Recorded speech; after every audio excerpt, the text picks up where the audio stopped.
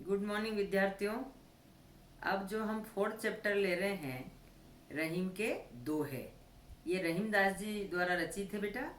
रहीम दास जी जो है नीतिगत दोहों के महान कवि कहलाते हैं और इन्होंने हर प्रकार की दृष्टांत को लेकर के, दृष्टांत अर्थात क्या होता है, उदाहरण, कई ऐसी वस्तुओं को और कई प्रकार की ऐसी बातों को लेकर के उन्होंने लोगों को दृष्टांत दिया है।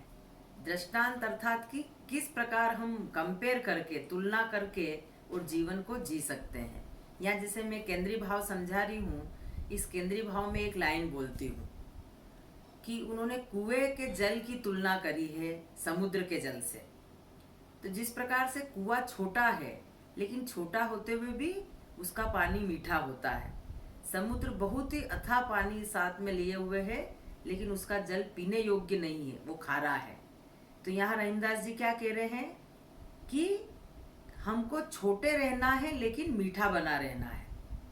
और बड़े जैसे द्वेष भाव, अगर हमारे पास बड़प्पन है, हम धन से भी पूर्ण रूप से संपन्न है लेकिन हमारे स्वभाव में मीठापन नहीं है, तो वह स्वभाव कैसा हो जाएगा, समुद्र के अनुसार कि अथाह पानी होते हुए भी वो पीने योग्य नहीं है। इसका कारण क्या है, जैसे मैं दृष्टांत बोल रही थी, तो यहाँ पर समुद्र किसके पास में है, लंका के पास में।